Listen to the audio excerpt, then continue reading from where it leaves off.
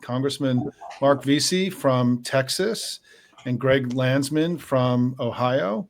Dynamic duo that they are of the New Dems, the New Democrat Coalition, which is the largest ideological caucus in the House now with 116. I didn't realize it's the most ever, I think, in the history of the group. I was there at the very first meeting back in 1997 when I think we had 14 or 16 in the very first meeting. That's cool. Yeah, so we've come a long way and in that time. So, and also the reason we're here today is because the two of you have launched a really cool new media concept called the Flyin, which is a regular podcast hosted by members, bringing this new intimate media right inside the House. And so we'll talk about that. But I think people want to hear today, let's start off with, this is day one of Shutdown, day one of this battle to bring the harms that Republicans are doing to the American people more graphically into the discourse. Give us a window into how things feel on the House Democratic side, because you guys are actually in, the Republicans are not, right? They are out this week. You're in Washington ready to go to work. They're off playing golf, doing whatever it is they're doing. So just maybe start by giving us an update on how things are going. Mark, you want to jump? You want to start? Yeah. I'll start. Things are going, no one wants a shutdown on our side. No one wants to shut down. And it's really unfortunate.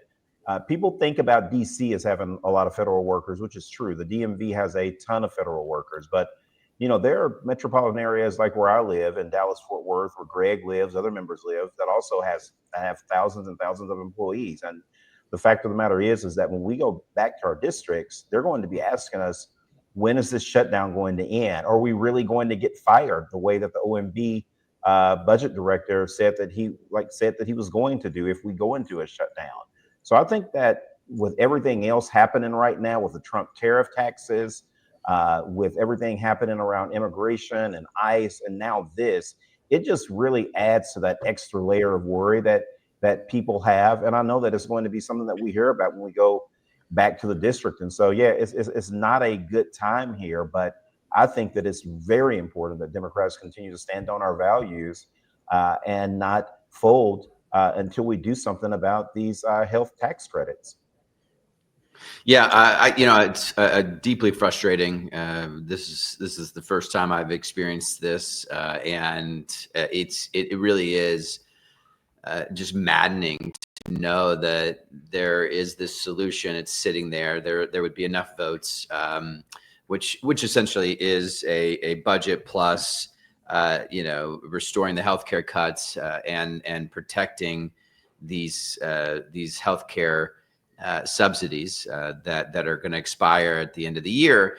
And so it's essentially just the CR, or continuing resolution, plus healthcare. That's it. That's the deal. And, it requires the president of the United States to lead, which, is required of the president. And he just doesn't want to do it. He has said, to Republicans, do not work with Democrats. Had he said the exact opposite, we wouldn't be here. If he said, Republicans work with Democrats, I don't care, just get it done. Well, they do whatever he says. So we would have a deal. And that's why I believe this is Trump's shutdown. But he also seems to want it. He's already fired or pushed out 275,000 public employees. That's Americans who have lost their jobs because of the torch, the fact that he's burning down the federal government. And now I think they want to use this shutdown as an opportunity to fire even more Americans, which is the first time ever a president of the United States has created unemployment. It's insane. But we came here to try to get a deal done. The Republican House members did not show up. They're still wherever they are. And it just goes to show that they either don't want a deal or they don't want to cross the president. But the Senate could come to some sort of negotiated piece here and get a budget that includes the healthcare pieces that we're fighting for. That would force the House, the Speaker, to take something up, and the president I think would have to sign it. So that's how we get out of this, and hopefully there's enough bipartisan support in the Senate to get this done. Otherwise, we're relying on Donald Trump to do something very difficult, which is put people in a room and actually negotiate with people that don't agree with them. Yeah, and Simon, let me tell you this really quickly. I think that the Republicans are really definitely afraid of Trump. I mean, I think that most of them want to do something. Greg and I serve on the Energy and Commerce Committee, and last week the chairman of the committee, Guthrie from can't remember which state Kentucky. he's from, Kentucky. Guthrie from Kentucky said something alluding to the fact that he knew that the healthcare credits were a problem. And that he hoped that we could do something about them. And so they know that there's an issue here, but these people are petrified when it comes to confronting Trump at all. And I think just as backdrop for everybody listening and watching, there's a big budget coming at the end of the year that will incorporate a lot of the things Republicans have been putting forward.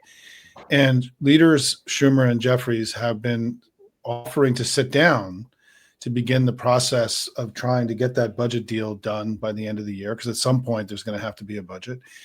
And the Republicans refused to meet with them up until Monday. I mean, it's really kind of an incredible thing. They need 7 votes of Democrats in the Senate, unless they're going to go get rid of the filibuster, which is certainly something that may end up happening at the end of all this, right?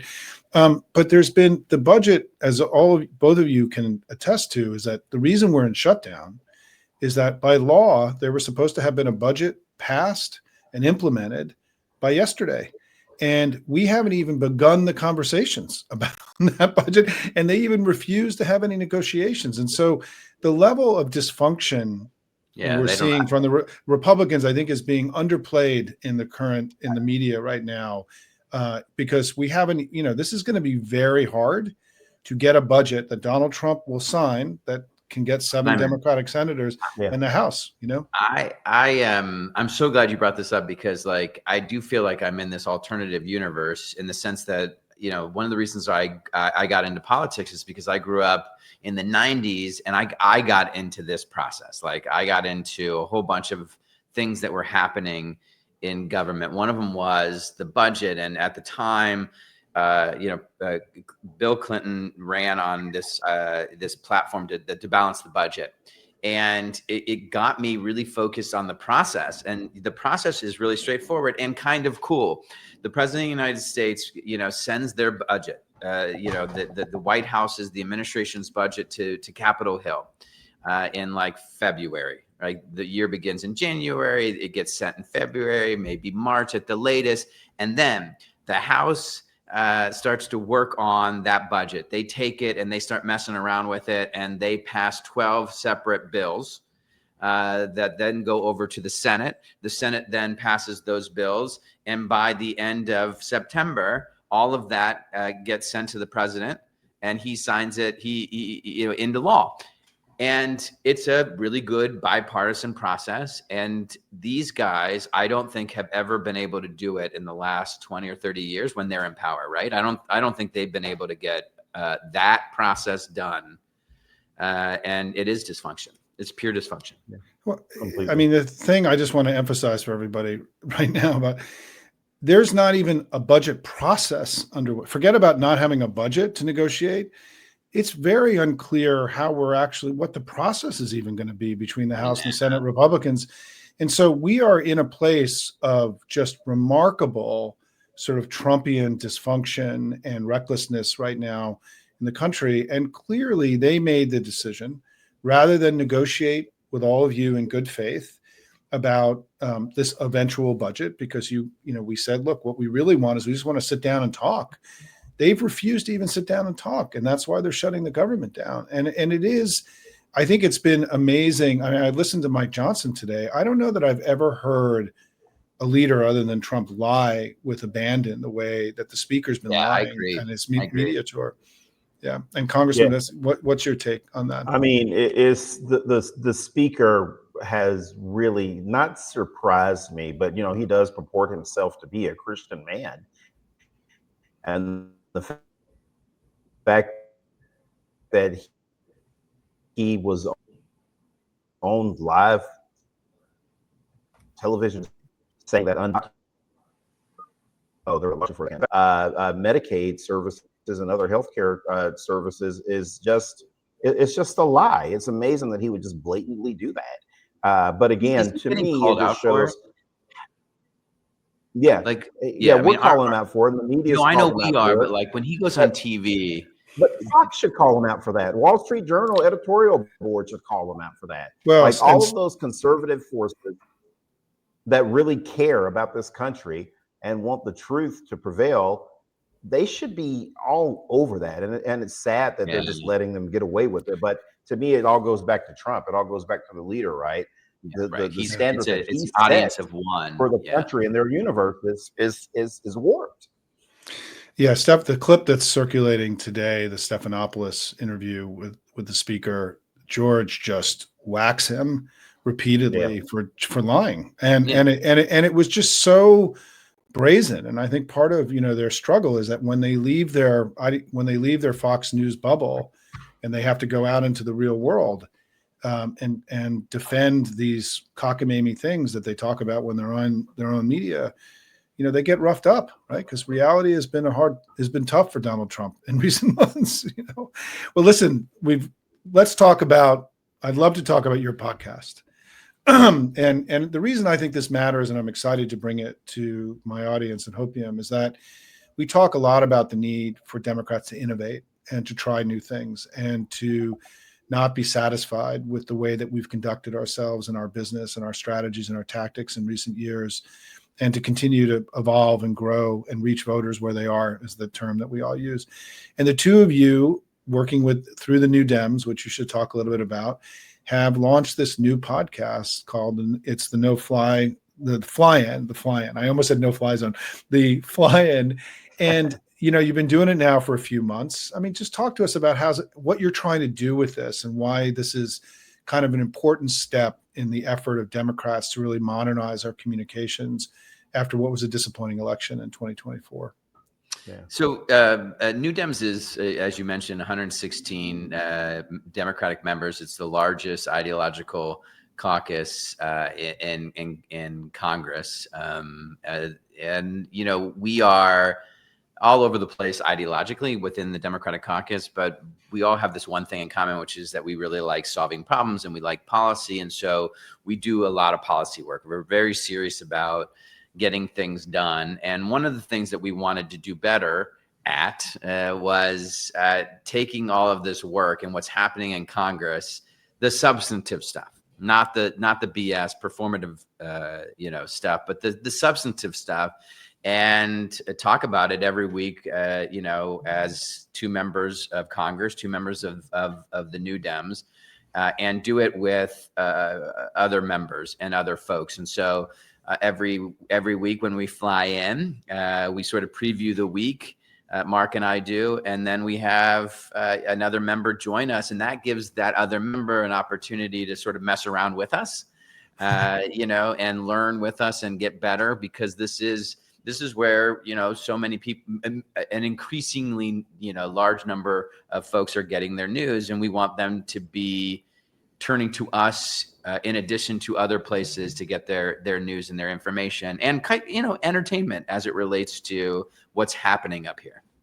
Yeah, no, absolutely. And I was excited to do the podcast, and I love when we fly in every Monday or Tuesday, and we gear up and we get ready to do it. And for me, being a part of the podcast gives me an opportunity to really talk to the rest of the country and show that there are Democrats that are, center left, like I am, that are here on Capitol Hill, and we have a voice here. I think that oftentimes our friends in the Progressive Caucus in particular, they get really almost all of the attention. That's who MSNBC gravitates to, CNN, and everyone else. And I think it's important for people to hear from guys like me and Greg, guys that like to watch football, a guy like me that likes to hunt and fish, and drive a big truck around. I think that it is hugely important that people see that we exist, and it's okay if you don't like what's happening out there with Donald Trump right now. and you think all the bullshit that's going on with Trump and Mike Johnson blatantly lying and not confronting this madness is not that the Republican Party is no home for you. I want people to see, just regular guys like Greg and I that are talking about things that are important to everyday regular people, and for us to have this platform, because I think that sometimes what ends up happening is there are issues that are important, but they're important to a much smaller segment of the overall general population. And the people that are talking to those people within our caucus, that small population, they get all the attention. And it's important for people, I think now more than ever, to hear from guys like Greg and I. Well, and how's it going? I mean, when you started this, is it going as you hoped? I mean, have you had any kind of crazy incidents? I mean, Congressman Landsman, what's been your favorite moment so far as you try to bring?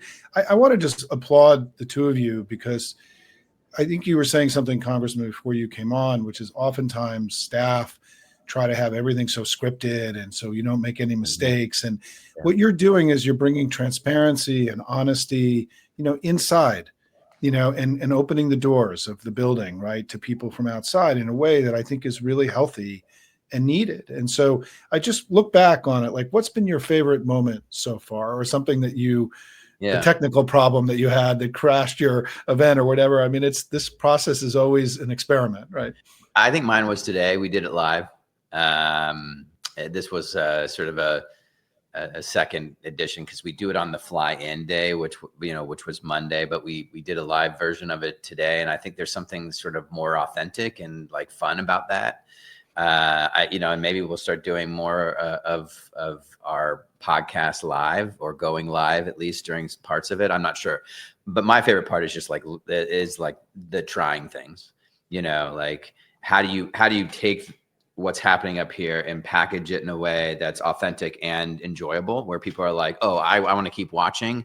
And so sometimes we put it in like 3 big things that are going to happen this week, or here's the clip of the week, and we're going to talk about it with our guest, or we've come up with some pretty fun games where people have to decide if something is true or false about something that somebody said. And so it just adds a little bit of fun. And I think my favorite part, outside of like the live today, which I loved, is just the messing around. It's just trying new things, which is what we desperately need to do. Like, we have to just keep trying things until like, oh, it sticks. That works. Yeah. I think for me, my favorite part, outside of, really just getting a giggle almost every week when I realized that Greg Landsman was deprived of MTV because he doesn't even know groups that are from Ohio, which is like shocking Mark to me. He cannot get 5 minutes into a podcast without mentioning some obscure reference to a band, but it's usually just like right before I was born. And so like, it seems like I should know, but it's like 72.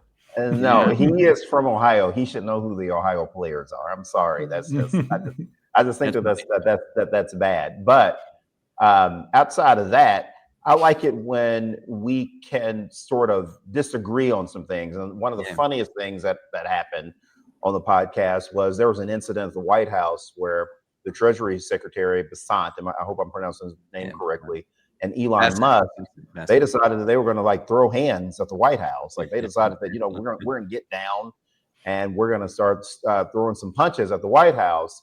And I brought it up, and Greg was like, "We don't need to be distracted by that. We shouldn't talk about that stuff." And I was like, "No, I'm here for the mess. Let's talk about them throwing hands at the White House." And so I like when people can sort of see that, that we may disagree a little bit on something, and it's okay that we do this podcast together, and it's okay that we're Democrats, but we may actually see a particular topic a little bit differently from one another.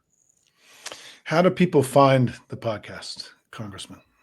I don't think either one of us know, honestly. You go to wherever you find your podcast, wherever you find your podcast, you just type in the Flyin at New Dems. You go to definitely go to what's the New Dems Dispatch. Yeah, New Dems Dispatch. Go to New Dems Dispatch. You can Yeah, find us totally. there. You can find us on Apple. I went to Yeah. I get my podcast on You can Apple. find us on Spotify. Yeah. And we're on YouTube. And YouTube. You can watch it. Yeah, it's fun. So last question, and this has already been fun. We're having a good time. What do you think is going to happen?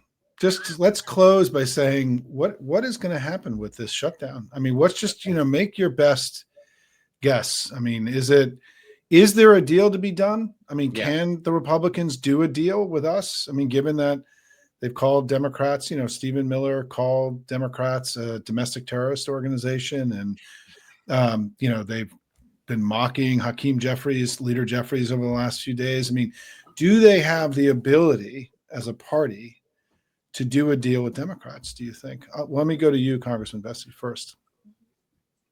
I think that we will definitely get a deal made. I don't believe that. Now, when that deal happens, I can't tell you, but I think that we'll get a deal made. Healthcare and these healthcare credits are so important to the American people that not allowing them to be renewed and allowing them to expire, I think, would be political suicide. And so at some point, I believe that they will give. I'm worried about the damage that it could cause our federal workforce. I don't want that to happen. Trump's already done enough damage to the economy, but I think that we will be able to get a product out and keep the government open at some point, because at the end of the day, it's not going to be our shutdown. I don't care what Fox says or any other conservative outlets or Cat Turd or any of their crazy social media influencer they have. They're in control of the presidency, the White House, and the Senate. The House, the presidency, and the Senate. It's going to be their shutdown, and the American people will see it as a Trump shutdown. And so eventually they're going to come around and work with us. I just hope that too much damage is not done by the time they finally get some sense and want to sit down and work with Hakeem. I agree with all that. And I do think that, the solution may have to come from the Senate because of the Stephen Miller, Trump, we hate Democrats, they're evil people nonsense. So, hopefully that's what happens. Obviously, we would get a deal done in the House too. But I just think, the speaker is just so committed to, remaining in lockstep with Donald Trump. Yeah. Whereas I could see, a few Republican senators joining a few Republican or Democratic senators and getting something done with Schumer and Thune. I guess I have one more question, if it's okay, Sure. Which is I would be remiss if I didn't ask, which is the seating of your new colleague and the Epstein files. I mean, what happens next? Give us the preview of that. We had a pro forma session. It doesn't matter because it gets too complicated, but they should have seated her already. And when they swear her in, which they should have done Monday, she will be the 218th signature on the discharge petition, forcing a vote on the Epstein files, at which point the speaker has to put it on the floor or just thumb his nose at all of us. And I don't know what that looks like. And when it passes, what happens, Congressman? Congressman Veasey, what happens when it passes? What is it going to do? What does the speaker and DOJ have to do at that point? It's unclear exactly, what happens after we get all the signatures that we need to discharge the petition. They could certainly try to wrap it up in the Rules Committee. My guess is that Trump is going to, definitely try to call and intimidate as many people as possible and threaten primaries. And so exactly, what ends up happening, I think it's unclear at this point. I don't know if we discharge it, does it automatically have to be released, or does it have to pass through the Senate and get 60 votes? Obviously, that would be very problematic if it has to pass through the Senate. And so I think that all of us are sort of waiting to see. I don't know if Greg has any more insight on. Yeah, no, I did a discharge petition last year on the Social Security Fairness Act, and he tried to, the speaker, we got 218. This was a bill that would allow public retirees, teachers, firefighters, letter carriers, police officers to get all of their Social Security benefits, even if they get a state pension. And it was a huge deal. And so the speaker tried to during the holiday break, he had some folks, members from the local, sort of Virginia, Maryland, I can't remember who came in, but he had one of them drive in. And during a pro forma session when we weren't in town, he tried to kill our attempt. But we had police officers, firefighters, all these people just hammering him and other legislators, and he had to put it on the floor. It passed with well over 300 plus votes, went to the Senate. We got well over 70 votes in the Senate, and now it's law. So in this case, he could try to mess around the speaker. He is supposed to bring it to the floor immediately for a vote. Yeah. He could mess around and try to do what he did to us, but I think he is going to get so much, it's so many people calling and saying, you have to do this. I mean, he can't bury this anymore. He just can't. No, he can. And you remember what happened with New Demmer, Brittany Peterson with the maternity discharge petition. We did get enough signatures for that, and they managed to really screw us around, on that deal through the Rules Committee. And so there's always some games that can be played. But I agree with Greg. I think that if we get the signatures and those files are not released and people don't see what's in there, it'll have to be outside pressure. It's like 218 plus outside pressure plus the Senate getting no one is going to let up on this until we know everything. I mean, it's just the behavior was so awful, and it's by the super wealthy and well connected that are causing so much mayhem in this country. Like, these people have to be held accountable. Everyone wants that. And the president has mentioned how many times? 6 times, 7, 8 times, how many times in the files? People want to know what's in there. Listen, I mean, he was his best friend. We've had multiple people say on the record who knew them both during this time that they were best friends, that this was not a casual relationship. And so thank you for all that. And I'll just close by saying, so 2 things. One is, everyone check out the Flyin and this great new member-based podcast. And the second thing is just Congressman Landsman on the issue of the budget and Clinton, as you discussed in the 90s. I want to just remind everybody that Bill Clinton raised taxes on wealthy people at a higher rate than either Biden or Obama, right? Biden didn't raise taxes at all. And we were able to get the budget into surplus during his time, in part by shrewd fiscal management, but also by increasing revenues by taxing the wealthy. Which is part of a story of Clintonism that is often lost, because the argument about him, right, was always that he was in the thrall of wealthy Americans. And yet no recent president did more to raise taxes on wealthy Americans than Bill Clinton. We did it with a smart fiscal strategy, which grew the economy at 4% GDP growth over the 8-year period on average of the Clinton presidency, and also got us to surplus. It was the best economic record in modern American history.